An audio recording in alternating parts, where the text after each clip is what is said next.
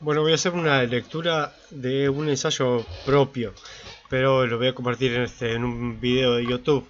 Es un texto, evidentemente para leer, pero lo voy a hacer audio. O sea, lo que se podría llamar un audiolibro. Bueno, pero es un ensayo mío hecho para un trabajo que se me pidió en una instancia de estudio. Y el taller ese taller o seminario era un taller de género, ¿no? Género, familia y relaciones amorosas. Según el enfoque de cada profesor, la materia cambia, pero en este caso estuvo enfocado en la diversidad sexual y mucho en la teoría queer también, y que fue un poco lo que adopté para hacer este ensayo. Y bueno, para hacer este ensayo leí varios libros de Judith Butler, también los había leído antes, pero ahora los leí en serio para poder hacer este ensayo, así que lo voy a leer, simplemente lo paso y lo leo. El que no quiera escucharlo puede leerlo en el celular. Este, este, este ensayo le puse, bueno, Judith Butler, filósofa norteamericana de California. El título es La performatividad del género como subversión de la naturalización del sexo. Y sexo lo pongo entre comillas, que es más o menos como lo utiliza ella, porque su ataque fundamental es a la biología o a la definición biológica del sexo. Y a su vez es una subversión de la naturalización del sexo. Así lo titulé, un poco metiéndome en el papel de la hermenéutica que utiliza Judith Butler para escribir. Así que adopté su rol, su perfil. No es un ensayo escrito desde fuera, en crítica hacia ella, sino desde dentro. Y es el libro Género en Disputa fue un libro que en un momento se me hizo adictivo. Se volvió muy comprensible y cristalino, no al principio, porque es un libro difícil, pero después se me volvió adictivo. Fue una lectura rara, pero que disfruté. Dice, bueno, esto más allá de las opiniones que nosotros tengamos sobre biología, naturaleza y cultura, constructivismo de género o innatismo sexual o dimorfismo sexual versus construcción de género. Más allá de todo eso, bueno, es simplemente un aporte que voy a hacer más allá de esa polémica, que es válida, una polémica académica, estudiosa, científica y teórica interesante para tener, pero bueno, no va a ser el caso. En este ensayo no voy a criticar la postura de Judith Butler con el dimorfismo sexual. Lo que sí voy a criticar es el dimorfismo sexual o el bimorfismo sexual de la naturaleza a partir de Judith Butler. Así que bueno, el título es La performatividad del género, porque ella habla del género performativo, que es una especie de actuación o una especie de rol que uno adopta en sociedad. Y por eso lo llama el género performativo, una especie de drama, actuación. Y es algo más que eso, tiene una definición más compleja, pero bueno, vamos por ahí, empecemos diciendo que la performatividad de género es eso. Y bueno, es una subversión de la naturalización del sexo, según la postura teórica de Judith Butler. El título habla de justamente ya una subversión de la naturalización del sexo, pues entonces para ella el sexo no es natural, sino una naturalización del sexo. Da vuelta la inversión de las ciencias naturales, ¿no? Las ciencias naturales hablan de la naturaleza y en la naturaleza hay dimorfismo sexual y ella habla al revés. La biología crea la naturalización del sexo. Ese es el punto de vista primordial que ella utiliza. Bueno, introducción, el género performativo y derivaciones políticas, conclusión y bibliografía. Vamos a empezar con la presentación o propuesta del parcial. La voy a empezar a leer. Es muy común que oigamos en el debate público que el sexo no puede escogerse, que no depende de la autopercepción, que la naturaleza no puede negarse, que los genitales no determinan un sexo o un género, o que una cosa como la otra son socialmente construidos y que por tanto responden a contextos históricos o a la hegemonía del momento. También hemos oído decir que vivimos en un régimen de heteronormatividad obligatorio, que existe un régimen patriarcal que impone su poder a través de un discurso hegemónico, o que los roles de género no guardan relación necesaria con el sexo biológico. Vivimos en lo que podemos llamar la revolución del género, y esto incluye a los propios y extraños, por utilizar una expresión utilizada por National Geographic en un documental que intenta captar el clima de época. Es un documental de hace unos años. Antes suponíamos que la maduración sexual era suficiente para construirnos como identidades fijas y espontáneas. Los niños vestían azul y las niñas rosa. Los primeros jugaban con autos y las segundas con muñecas. Esta revolución supone una subversión a lo anterior, un desenmascaramiento del mundo que dábamos por supuesto, por utilizar una expresión de Alfred Schuss, que no es un teórico de género, Alfred Schuss, pero sí es un dejó las semillas por su fenomenología, ¿no? Por su sociología, dejó la semilla para una teoría queer, porque de hecho vivió 40 años antes que lo que podemos llamar la revolución de género. Creemos que una de las autoras que mayor luz arroja sobre las cuestiones que hemos mencionado es Judith Butler, por su gran herencia intelectual y académica, quien ha sido capaz de producir un manantial de conceptualizaciones de donde beben gran parte de los estudios de género de los últimos 10, 20 o 30 años, especialmente luego de que publicara El género en disputa, el feminismo y la subversión de la identidad en 1990. Por eso elegí a esta autora, porque es la madre de todo esto, ¿no? Fui a la fuente. Luego de ella podemos encontrar 100 libros sobre el tema, pero ella es la madre de todo. Aunque, como sabemos, todo puede remontarse un poco atrás, evidentemente. Pero la más radical es Judith Butler, porque Simone de Beauvoir no llegaba todavía a este radicalismo de negación del dimorfismo sexual.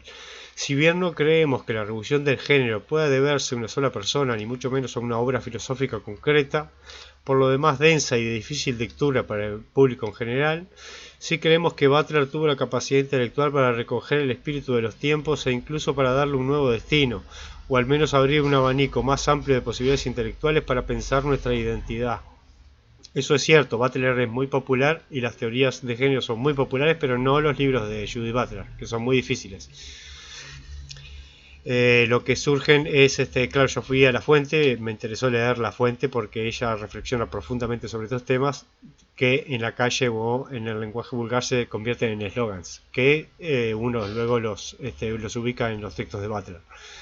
Si bien entendemos cabalmente el pensamiento de Butler, o humildemente podemos traslucir parte de él, entonces estaríamos dando cuenta de lo que significa esta revolución, esta disidencia, esta desobediencia, y podríamos, sin prejuicios ni resistencias injustificadas, hablarnos uno al otro sin vergüenzas y de cara al sol sobre lo que estamos tratando aquí.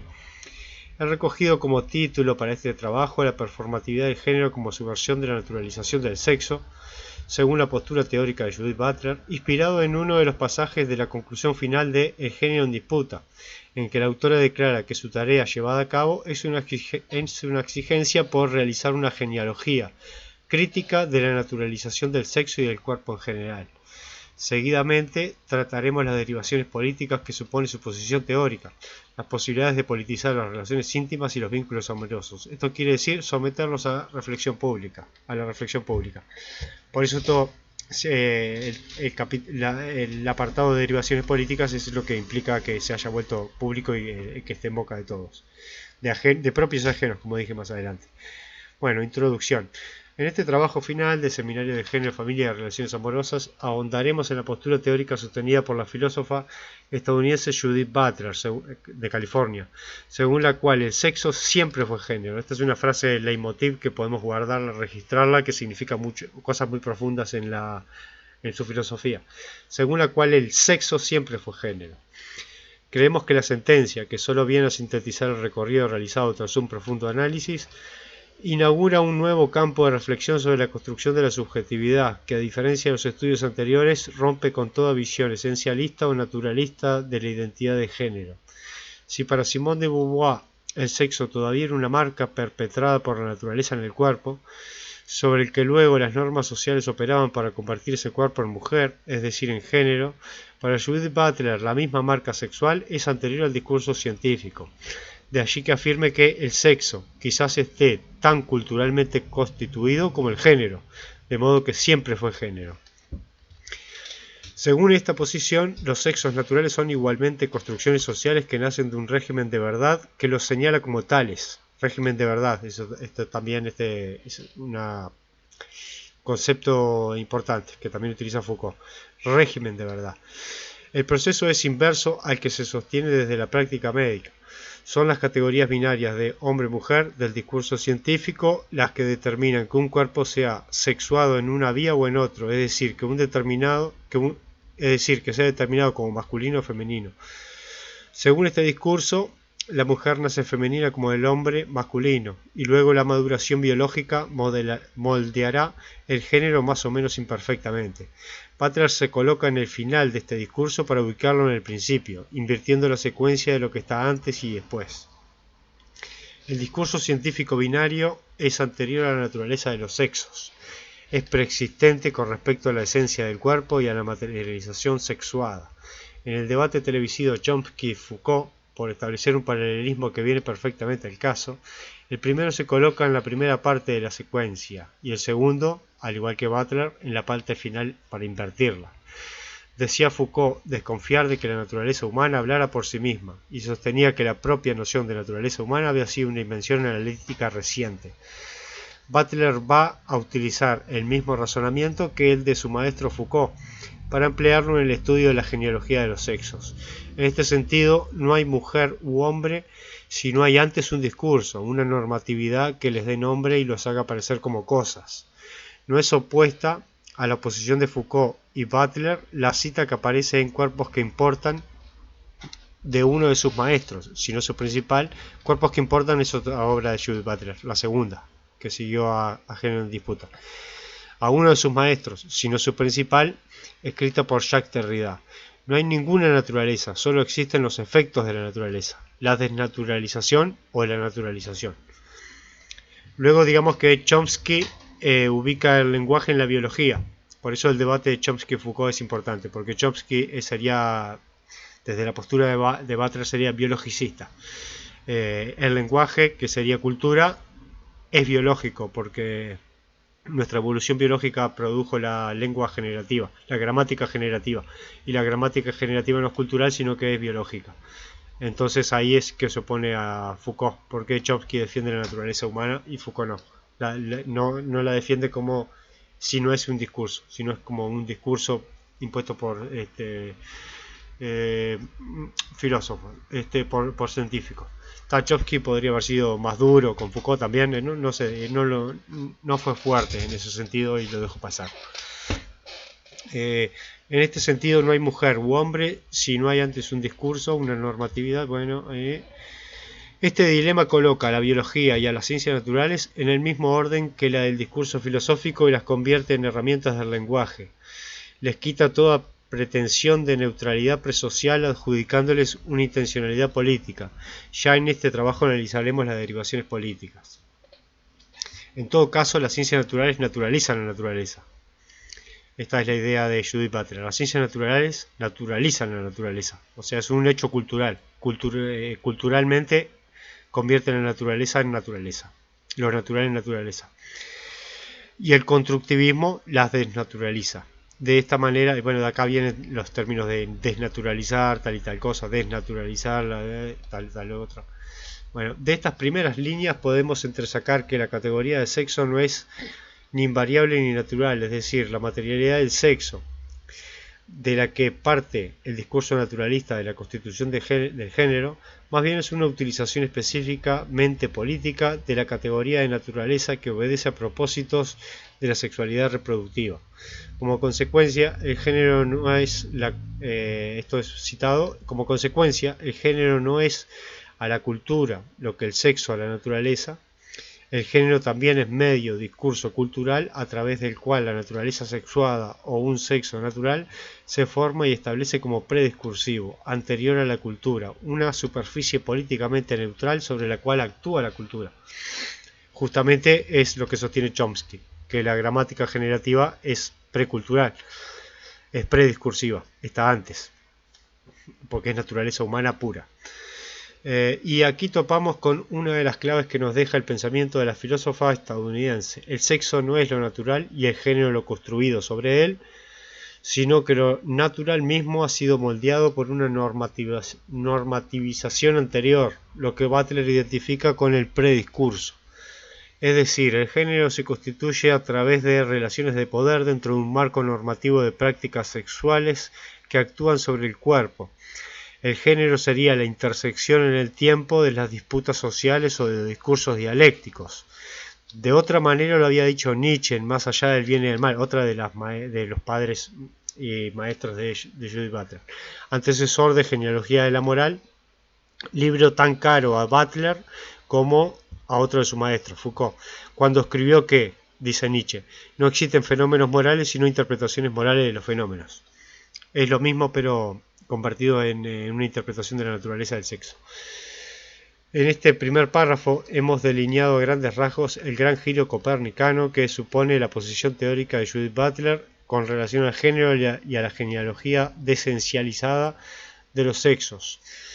En las próximas páginas indagaremos en algunas obras de la autora para recorrer junto con ella el camino teórico que realiza para dar luz y fundamentar este giro, especialmente en El género en disputa, escrito en 1899, y Cuerpos que importan, de 1993, obra en que continúa y aclara algunos de los puntos más controversiales, confusos e incomprendidos del primero, según las propias palabras de la autora. No existen fenómenos morales sino interpretaciones morales de los fenómenos, decía Nietzsche. Entonces acá lo que diría Butler es que no existe la naturaleza sino interpretaciones naturalizadas de los fenómenos, ¿no? Algo así sería la analogía o la inspiración de esta frase de Nietzsche llevada a teoría de género. Bueno, el género performativo. Para comprender la estructura del género como acto performativo, como repetición ritualizada de la heteronormatividad, debemos tener presente que Judith Butler adopta una postura filosófica fenomenológica, y ahí pongo algunos autores: Schutz, Hegel, Heidegger, Husserl, Berger y Luhmann, según la cual la realidad no está fuera de los sujetos en el mundo material, sino dentro de la propia experiencia subjetiva. Cuando el autor aborda la genealogía del género, lo hace desde el sentido de la acción de las propias personas que le dan a su experiencia en la vida cotidiana, y no desde hechos sociales, materiales, independientes de la voluntad de los individuos. Acá sería un poco weberiana o simeliana y antidurkheimiana, y antimarxista también, que no coloca los hechos materiales por fuera del individuo. Marx y Durkheim colocan los hechos materiales por fuera del individuo. De allí que ella critique la expresión de Simone de Beauvoir según la cual no se nace mujer, se llega a serlo. La que solo superficialmente pareciera ir en la misma línea del pensamiento de Butler, pero en realidad vamos a ver que no.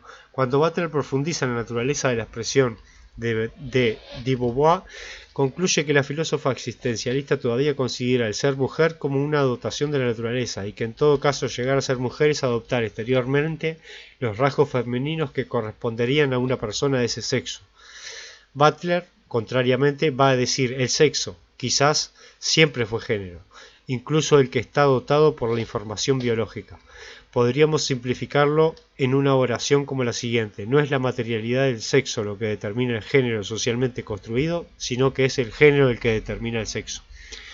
Y acá vamos a lo que decíamos antes, que invierte la secuencia. Primero biología, después cultura. Ella hace el proceso inverso: primero cultura, después biología. Butler coloca primero los discursos y las prácticas, la normatividad, sobre el género, y luego la información biológica que proviene del nacimiento. El cuerpo médico y científico parte ya de una concepción prediscursiva sobre lo que es una mujer y lo que es un hombre, y luego de ella deciden qué sujetos van a ser marcados como mujer u hombre. Es decir, hay ya un sustrato preexistente que materializa los cuerpos como sexuados. Es el discurso el que crea el género y no a la inversa. Esto supone una desconstrucción total de las ideas esencialistas o biologicistas que provienen de las ciencias naturales. Lo que no quiere decir que todas las ciencias naturales sean biologicistas o esencialistas.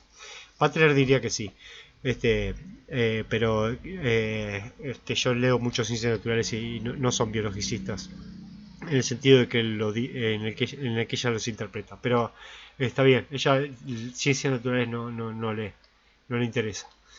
Entonces Butler concluye que no es la materialidad del sexo la base sobre la que luego se construye la idea de género, sino que es el género mismo y su normatividad sexual la que crea un cuerpo sexuado para un lado o para el otro, es decir, de manera binaria. El sexo es para Butler una categoría que ya ha sido generizada, ya ha sido construida. La idea de mujer y de varón no está propiamente en la realidad material, como todavía creía Simone de Beauvoir y las feministas de su época, sino en la subjetividad de las personas que aceptan, aprenden o adoptan los discursos normativos con que son socializados desde que nacen, primero el discurso, luego el significado. Hablar de género es entonces hablar de relaciones de poder inscriptas en la subjetividad de las personas, de las cuales las instituciones hegemónicas son las determinantes y las que se encargan de transmitirlas. El género es entonces performativo, es decir, es negociado en la interacción social y dentro de las relaciones de poder que indican qué actuaciones o performances son propias de un género o de otro. Para que sea performativo pero que sea performativo no quiere decir que sea una actuación libre en el escenario, por establecer una analogía con el teatro, sino que la misma actuación está guionada, condicionada, manipulada por una serie de normas sociales que indican y separan lo correcto de lo incorrecto, lo acertado de lo erróneo. El género no es una actuación voluntaria en la que uno mismo se marque los gestos y las prácticas que va a realizar, sino que viene impuesta por un régimen político heteronormativo, y que solo ideológicamente se cubre de una capa exterior de neutralidad científica. El género, además, es performativo también por otra vía. La actuación debe repetirse a lo largo del tiempo e incluso a lo largo de una vida, antes de que una acción responda a una ritualización de prácticas reguladas. Si una performance de género no es del todo consecuente con esta repetición de los patrones establecidos, entonces la sociedad heteronormativa sanciona, castiga, corrige esta subversión, esta incongruencia entre género y expresión de género, colocando una presión para que el cuerpo vuelva a la performatividad correcta, aceptada, normal o esperable, es decir, a la de mujer u hombre. O sea que vemos que el género performativo es una definición un poco compleja. También implica la repetición a lo largo del tiempo de tu performance o de tu actuación. Escribirá Leticia Sapsay en el artículo Judith Butler para principiantes. La actuación que esta lo hace más claro, esta autora. Todo lo que simplifica un poco Butler. La actuación que podemos encarnar con respecto al género estará asignada por un sistema de recompensas y castigos. La performatividad del género no es un hecho aislado de su contexto social, es una práctica social, una reiteración continuada y constante en la que la normativa de género se negocia. Lo que viene a esclarecer lo que Butler escribía en Cuerpos que importan. La performatividad debe entenderse como la práctica reiterativa y referencial mediante la cual el discurso produce los efectos que nombra. Las normas reguladoras del sexo obran de una manera performativa para constituir la materialidad de los cuerpos, para materializar el sexo del cuerpo, para materializar la diferencia sexual en aras de consolidar el imperativo heterosexual. De modo que no es en sí mismo el discurso lo que inaugura los sexos materiales, sino el discurso producido en el marco de la performatividad de prácticas reiteradas y ritualizadas. El sujeto no se generiza a través de su performatividad libre y personal, sino a la inversa. El sustrato discursivo que existe más allá de su individualidad lo generaliza a él, obligándolo a interpretar el rol de género que le fue ordenado. Acá coloca a la sociedad por encima del individuo. Acá se parece a Durkheim, de tratar el género como un hecho social, como cosa que tiene castigos, sanciones y castigos y premios. Entonces acá se parece a Durkheim. Por eso es interesante leerla como va de un lado hacia el otro. O sea que la performatividad de género viene exteriormente al individuo, aunque uno pueda, para simplificarlo, decir que uno lo elige libremente desde adentro y subjetivamente. Pero acá adopta una postura de los hechos sociales como cosas, ¿no? Que es realmente algo importante y va a tener en cuenta. Si los hechos sociales, yo me convenzo más de que son cosas. Los hechos sociales son cosas que golpean, que pegan, son muros y paredes. Si no viviríamos realmente en una libertad humanista y una libertad personal que no tenemos. Si no la tenemos es porque los hechos sociales existen. Bueno, vamos a decir entonces que la performatividad no es un acto singular, no responde a cuestiones voluntaristas o individualistas de un sujeto que escoge, sino a una reiteración de un conjunto de normas inscritas en un régimen de discurso-poder. Es performativa aquella práctica discursiva que realiza o produce lo que nombra. Esto también otra ampliación de la definición de performativo. Práctica discursiva que realiza o produce lo que nombra. Decimos,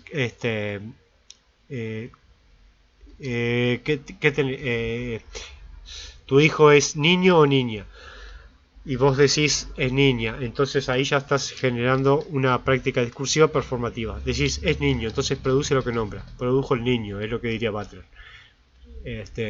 No decís es un niño desde la naturaleza, sino que lo estás produciendo con el lenguaje. Bueno, este sería constructivismo extremo, por eso es muy interesante leerlo. Un constructivismo tan extremo no había leído nunca un constructivismo llevado a este nivel. Y como todos los extremismos en filosofía o en sociología son interesantes de leer para ejercitarse. Extremismo de todo tipo, ¿no? De derecha y de izquierda. La prueba de que el acto performativo de género no es un acto individual y voluntario es que si lo comparamos con el teatro, en donde cada género dramatiza sus roles, la dramatización que hace el sujeto, el acto que uno ejecuta, es un acto que ya fue llevado a cabo antes de que uno llegue al escenario. Acá habla entonces también. Bueno, queda claro, no quiero aclarar todo el tiempo como si estuviera en clase. Podríamos decir que la actuación de género, la performance, es una dramatización ya escrita y ensayada antes, porque la regulación normativa ya escribió el libreto para el acto teatral o performativo. En un régimen de heterosexualidad obligatoria, tal como lo caracteriza Butler, el sujeto debe actuar su propio género, comprendido en un marco binario, no el que venga a su imaginación. Y acá viene esta también otra frase, concepto de heterosexualidad obligatoria, clave también para entender a Judith Butler y que se usa mucho a nivel popular y callejero, y que bueno, viene de Judith Butler. Yo creo que es la inventora de este término, no lo sé. Para terminar de delinear el pensamiento de Judith Butler acerca de la performatividad del género, vamos a cerrar este inciso citando un párrafo de Cuerpos que Importan a modo de síntesis de todo lo que hemos expuesto sobre este tema. Creemos que si ya no es necesario explicarlo y traslucirlo, habremos comprendido y cumplido nuestra tarea. Y acá es el párrafo. Si puede mostrarse que en su historia constitutiva esta materialidad de los sexos irreductible se construye a través de una problemática matriz generalizada, la práctica discursiva mediante la cual se le atribuye el carácter irreductible a la materia simultáneamente ontologiza y fija en su lugar esa matriz generalizada. Y si se juzga que el efecto constituido de esa matriz es el terreno indiscutible de la vida corporal, parecería que queda excluida de la indagación crítica toda posibilidad de hacer una genealogía de esa matriz. Contra la afirmación de que el postestructuralismo reduce toda materialidad a materia lingüística, es necesario elaborar un argumento que muestre que deconstruir la materia no implica negar o desechar la utilidad del término. Y contra aquellos que pretenden afirmar que la materialidad irreductible del cuerpo es una condición previa y necesaria para la práctica feminista, sugiero que esta materialidad tan valorada bien puede estar constituida a través de una exclusión y una degradación de lo femenino, que para el feminismo es profundamente problemática. Y acá podemos decir una síntesis de la teoría queer, la inauguración de la teoría queer, porque acá ataca al feminismo que defiende a la mujer como cosa, como materialidad del sexo, el feminismo que cree en la mujer, digamos. Entonces acá aparece la teoría queer contra el feminismo. Interesante. Bueno, para volver a leerlo, esos textos es lo que tienen, son oscuros, difíciles, pero están bien. De la intrépida propuesta teórica de Butler se desprenden algunas derivaciones políticas. Y este creo que es el final, más o menos. De la intrépida propuesta teórica de Butler se desprenden algunas derivaciones éticas o políticas. Al quitar de escena el discurso biologicista tradicional de la constitución de género, entramos en un campo abierto para la discusión y la negociación de las identidades. Porque es lo que hace Butler, termina como abriendo un campo para una discusión abierta, muy libre. Porque no tenés la biología las leyes de la biología que te van imponiendo maneras de pensar. No hay un marco, sino que es casi la libertad completa para pensar. Sin ser hombre y ser mujer, ese es el punto de vista de Butler. Si ser hombre y ser mujer, ser masculino o ser femenino no responde a un orden natural como el que impondrían las leyes de la gravitación universal o la producción de oxígeno, entonces la discusión de la naturaleza del género es política. Por esta vía, Butler realiza un estudio político de la genealogía de los sexos y convierte una cuestión de orden inexpugnable en un campo abierto para la discusión y la negociación en la arena pública. Por ello, ella sienta las bases para una revolución del género, como decíamos antes, al menos contribuye a eso. No abrió más que una puerta, pero detrás de ella se abrieron otras 1000. Escribe Butler en El género en disputa. A partir de un estudio político de la heterosexualidad obligatoria, ha sido preciso poner en duda la construcción del género como binario, como una realización binaria jerárquica. Se han planteado preguntas acerca del carácter fijo de la identidad de género como una profundidad interior que supuestamente se exterioriza en diversas formas de expresión. Se ha expuesto que las estrategias de exclusión y jerarquía continúan planteando la distinción sexo-género y recurriendo al sexo como lo prediscursivo, así como priorizando la sexualidad respecto a la cultura y concretamente la construcción cultural de la sexualidad como lo prediscursivo. Y continúa, la desconstrucción de la identidad no es la desconstrucción de la política, más bien instaura como política los términos mismos con los que se estructura la identidad.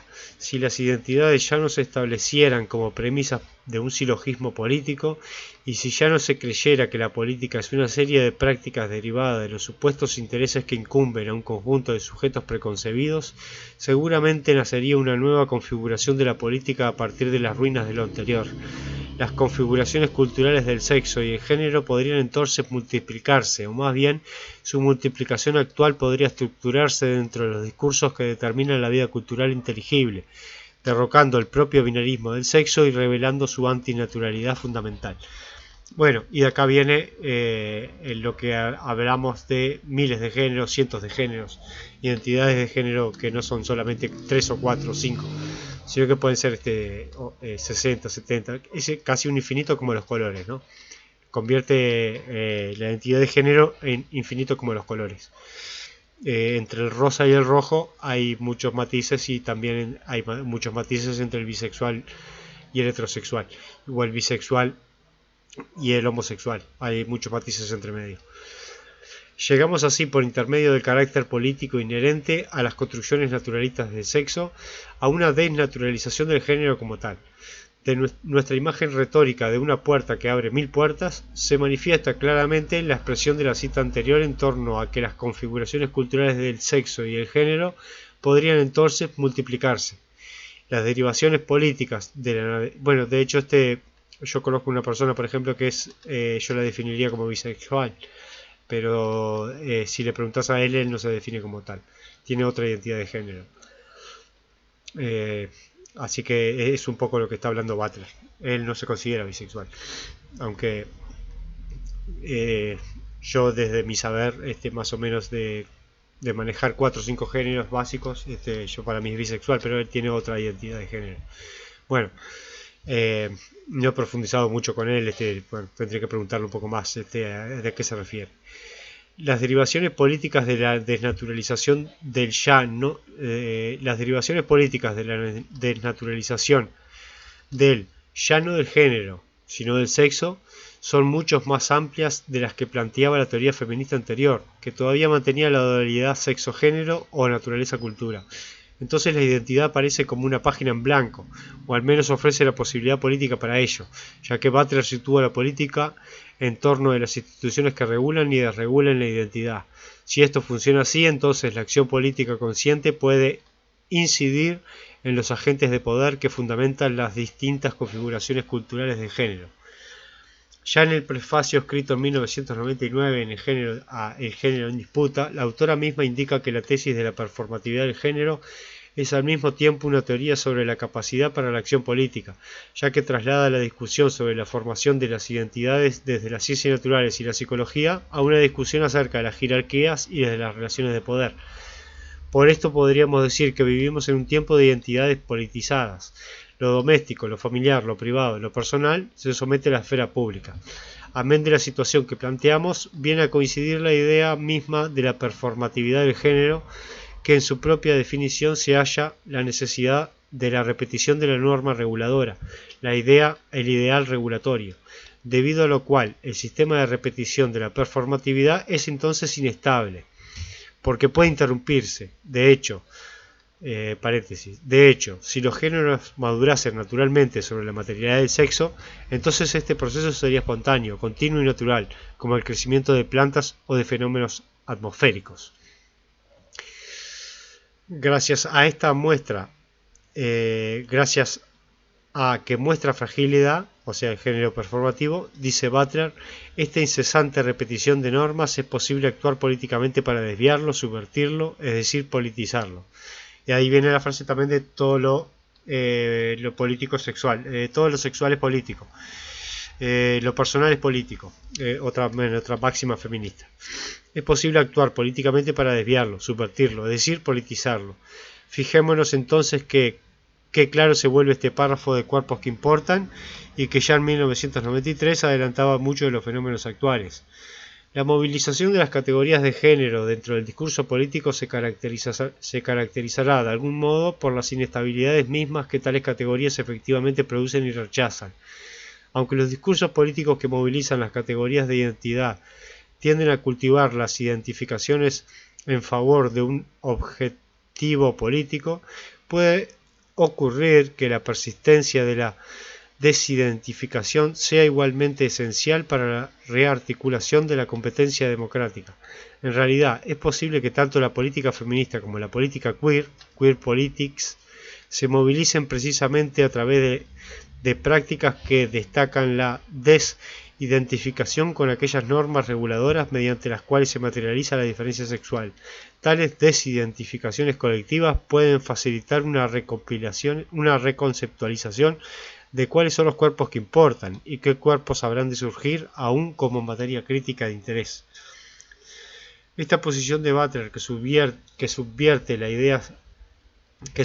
la ley simbólica que demarca cuáles son los cuerpos que importan, los cuerpos heterosexuales, coloca que por la misma vía en evidencia que hay cuerpos abyectos o deslegitimados, cuerpos excluidos por el propio discurso performativo. De aquí que estos términos sin nombre, que estos cuerpos sin nombre, aislados del discurso que nombra, puedan tomar conciencia del régimen de verdad que los excluye, que los considera inviables, lo cual tiene claras derivaciones políticas en cuanto a la toma de conciencia de quienes sienten no pertenecer a la categoría de alguno de los cuerpos que importan, pero que pueden ofrecer su oposición, una denuncia a esa hegemonía simbólica, que como decíamos antes contiene una inestabilidad inherente debido a la necesidad de su iterabilidad. Iterabilidad es la necesidad de su repetición. Precisamente, Butler considera, al no estar el género determinado socialmente ni determinado naturalmente, con que no esté determinado se refiere a que no está inscrito en el cuerpo de una manera que responda a leyes generales y fijas, no a que no esté coaccionado o condicionado, y al responder a actos continuados y performativos, se establece en el campo de lo político la posibilidad inédita de ampliar el campo simbólico para la subversión de diversos géneros, no ya únicamente de la mujer. En efecto, la teoría de Butler no quiere distanciarse del sujeto mujer como actor político, pero tampoco quiere caer en una definición ontológica innecesaria de mujer, lo que llevaría a mantener el mismo esencialismo que somete a la mujer. Este problema es justamente el que comienza tratando en las primeras páginas del Género en Disputa, en que da un vuelco a la teoría feminista y a la política feminista para abrirle paso a una discusión mucho más radical y profunda sobre cómo se establece la dominación masculina, o sentando de alguna manera las bases para una teoría queer y una política queer, es decir, una propuesta post-feminista, en que la mujer como sujeto político no sea ya el centro de la movilización política. Si el feminismo anterior seguía siendo binario, el feminismo posterior a Butler deja de serlo, o al menos eso pretende, en el entendido de que la categoría mujer, como la de sexo, no tienen para Butler un significado ontológico puro y anterior a la práctica discursiva. La teoría queer tiene implicaciones políticas diferentes que el feminismo anterior, que defendía el dimorfismo sexual. Butler cuestiona aquel feminismo por tener consecuencias homofóbicas, incapaces de entender el deseo, el género y el amor homosexual y lésbico como fenómenos propios, que se explican por sí mismos, sin tener que referirlos a un supuesto repudio por la heterosexualidad, o como consecuencia de malas experiencias o frustraciones que hubiesen tenido en relaciones heterosexuales previas. Esto es un imaginario que todavía perdura, el de explicar las disidencias sexuales como desviación de la norma a causa de desengaños anteriores en el campo de la heteronormatividad. El feminismo entonces deberá someter a autocrítica sus propios presupuestos para no replicar la misma estrategia de la dominación, y para esto debe proporcionar una visión del género diferente que contenga todas las identidades subalternas del sistema patriarcal. Por ejemplo, que desde el feminismo se critique el transvestismo femenino por considerarlo una usurpación de la mujer y su imagen por parte de los hombres reproduce la misma homofobia que promueve la regulación heterosexual. De aquí que Butler se enfoque en la diversidad sexual como agente político y no en un sujeto ontológico de mujer. La misma crítica emplea en las visiones de Lacan y de Freud sobre la interpretación que realizan de la homosexualidad, especialmente en el capítulo 2 de Género en Disputa, donde leemos que tanto el uno como el otro asocian la homosexualidad a una inversión sexual como respuesta a una heterosexualidad fallida. Butler desplaza los conceptos de sexo y género más allá y les otorga una especificidad propia a cada ordenación de género sin remitirla a una forma estandarizada heterosexual. De aquí que las derivaciones políticas de su teoría sean tan abundantes. La pérdida de las reglas de género multiplica las configuraciones de género, desestabilizaría la identidad sustantiva y privaría las narraciones naturalizadas de la heterosexualidad obligatoria de sus protagonistas esenciales, hombre y mujer. Es esta subversión de la identidad la que multiplica las configuraciones políticas del género y las posibilidades para la acción pública en el campo de la diversidad sexual, es decir, la política queer. Su tarea intelectual amplía la noción misma de lo político mediante una desestabilización de la identidad y una devolución de la noción fantasmática del género.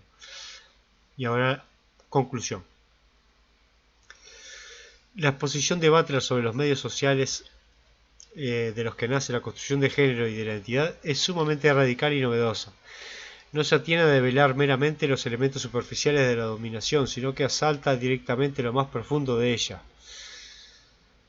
De aquí lo revolucionario de su planteo, que no solo sorprende a los extraños, sino también a los propios.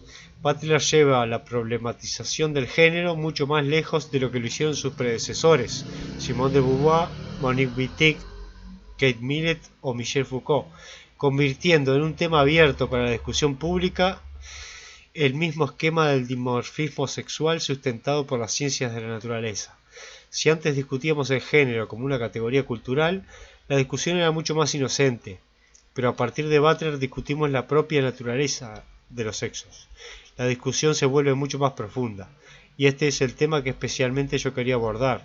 De hecho, allí que titular este trabajo como una subversión de la naturaleza de los sexos. Debido a esto, su tarea intelectual es muy admirable, ya que le exige un esfuerzo filosófico mayúsculo para dejar de dar por sentado las cuestiones que justamente más dábamos por evidentes. Esta desnaturalización de las identidades sexuales lleva a una desconstrucción del logos mismo, es decir, de las leyes universales del mundo o el espíritu absoluto, como se lo llama en ontología. Por eso hay un antes y un después de Butler. Con respecto al antes, ha hecho que hiciera una reinterpretación de autores como George Simmel y su ensayo para una filosofía de los sexos y cultura femenina, por ejemplo, como de la lectura de ficción erótica de George Battelle, así como de su ensayo filosófico del erotismo. Son lecturas que yo tenía antes de previas a Butler. El después es el proceso histórico que estamos atravesando ahora, casi más de 30 años después de que escribiera El género en disputa. Esta desestabilización del sexo como materialidad ontológica, de hecho podemos hablar de caída del muro de Berlín y El género en disputa a la vez, ¿no? 1989. Cae el muro de Berlín, globalización, el mundo camina hacia un lugar, auge del liberalismo y al mismo tiempo el género en disputa. También que está en sintonía con todo eso, porque bueno, la globalización es también lo que ha llevado, y el libre mercado cultural, de comercio, es lo que ha llevado también que estemos hablando de alguien de California en Uruguay, Montevideo, en Pueblo Chico, bueno, en fin. Es un paralelismo interesante, caída del muro de Berlín y el género en disputa. El después es el proceso histórico que estamos atravesando ahora, casi más de 30 años después de que escribiera El género en disputa. Esta desestabilización del sexo como materialidad ontológica no puede dejarse pasar a la ligera. De alguna manera ya hemos sido heridos por su planteo, de tal forma que ni el mismo movimiento feminista puede seguir permaneciendo igual. Creemos que la pertenencia de Butler a una minoría sexual la ha inclinado a pensar una filosofía de género que sea muchísimo más amplia que la que suponían las feministas anteriores, aunque muchas de ellas también fueran lesbianas. Pues así como la categoría de sexo es herida en su ontología, también lo es el de mujer, una categoría construida fundamentalmente sobre la diferencia sexual y de la categoría física fija del sexo. Con Butler arribamos a que el carácter simbólico del ser humano no solo nos hace comprender simbólicamente el exterior de la vida subjetiva, sino que el mismo carácter simbólico lo aplicamos a la comprensión sobre la constitución inherente del género y del cuerpo. Los conceptos se desplazan, como le gusta decir a Butler, pierden su fijeza, tras lo cual podemos establecer nuevas relaciones entre cuerpo, sexo, amor y género. A partir de ella, un cuerpo gestante no es inequívocamente una mujer embarazada. Puede serlo un hombre, según su dato biológico, que ha traspasado las líneas discursivas y normativas. Ella misma alega que esto puede ser controversial, pero es sinceramente lo que cree cuando dice que, para empezar, nadie es realmente un género, de lo que seguidamente tenemos que concluir que somos entonces cuerpos, nada más que cuerpos, anteriores a cualquier discurso, cuerpos mudos, anteriores a la cultura. En efecto, los estudios de género actuales se anclan en esta postura epistemológica, y si en años recientes arribamos a lo que llamamos los estudios de las nuevas masculinidades, ello no puede deberse sino a que la masculinidad no es propiamente exclusiva del género heterosexual y por ende heteronormativo, sino de un abanico más amplio de posibles identidades masculinas de género. Si bien la prosa de Butler puede parecer densa e intrincada, con el ejercicio de la lectura se vuelve muy cristalina. Fue un interés primordial de este trabajo conocer directamente de la fuente lo que la autora tenía para decir, salteando las relecturas que han popularizado sus seguidores. Nos hemos centrado especialmente en el género en disputa y cuerpos que importan, y tras de haberme empapado de algunos cientos de páginas de dos libros fundamentales de Butler, tengo la sensación de que la autora se siente profundamente identificada con las trayectorias personales fragmentadas, disidentes, las vidas inferiores y más vulnerables de nuestra sociedad, que no son precisamente las mujeres, a manos de los hombres en un régimen patriarcal, sino las disidencias sexuales, lo que está muy claro si decimos que inaugura la teoría y la política queer, pero no parece menor recalcarlo. Esto naturalmente se expresa en su pensamiento teórico profundo, pero es claramente patente en los capítulos de Cuerpos que importan dedicados a analizar la película París en llamas, 1991, de Jenny Livingston, una película que está muy buena. El film retrata las experiencias personales de gays latinos y afroamericanos en Nueva York durante la década de los 80, así como a personas de la comunidad transgénero que simultáneamente se ven envueltos en situaciones de riesgo, de exclusión social y de pobreza. La doble estigmatización de disidencia sexual y minoría racial, e incluso triple estigmatización si tenemos en cuenta las situaciones de pobreza, me hace pensar que cuando Butler desestabiliza la noción de sexo y género, está pensando en los discursos hegemónicos que no tienen nombres para las identidades de estas subordinaciones de género, ni instituciones para la inclusión de ellas, que no sean las cárceles o los hospitales psiquiátricos. Se percibe que lo que Butler intenta hacer cuando escribe es hablar por esta categoría de cuerpos que han sido excluidos no únicamente del sistema de heterosexualidad obligatoria, sino también de los discursos feministas anteriores. Butler, por ejemplo, no opone una política queer a una política feminista, como puede leerse en el final del capítulo 1 de Género en Disputa, sino en encontrar un camino teórico que abra un paraguas común que incluya todas las identidades subalternas. Esta posición la lleva incluso a distanciarse de la misma perspectiva de Jenny Livingston, la directora de la película, ¿no? Una directora lesbiana y blanca, que todavía mira con distancia y desde cierta posición de autosuficiencia, anclada en el sujeto mujer, a un grupo de disidencias sexuales con las que no se siente en ningún momento identificada. O sea, claro, la directora los toma como antropología, ¿no? Se siente superior, como un cuerpo que importa, aunque sea lesbiano. De hecho, la cámara y la trama del film, un gran documento histórico, trata a los sujetos que aparecen en pantalla con la misma distancia que un etnólogo coloca entre él y la comunidad tribal que va a estudiar. Butler simpatiza con los personajes, no con la directora, aunque ambas pertenezcan, en principio, a la misma identidad étnica y de género. Creo que esta posición que Butler toma en favor de las trayectorias individuales deterioradas, subalternas, violentadas, estigmatizadas por su carácter étnico y sexual, se halla de alguna manera detrás de todo lo que ha escrito sobre el género. Y ahí termina mi ensayo. Bibliografía, Judith Butler, Actos performativos y constitución de género, un ensayo sobre fenomenología y teoría feminista. Este es un ensayo breve que también leí, que no es un ensayo más breve, pero están los dos libros más importantes, Género en Disputa y Cuerpos que Importan. Luego leí algo de Dar cuenta de sí mismo, Violencia, Ética y Responsabilidad, algo de Acá saqué, y de Judith Butler, Judith Butler para principiantes, algo de ahí saqué también. Pero bueno, y ahí está el libro y terminé el video. También dejo el link de este texto para el que quiera leerlo en el celular, ¿no? Y extraer textos, extraer frases ahí, frases textuales, copiar y pegar para hacer un ensayo propio o lo que sea.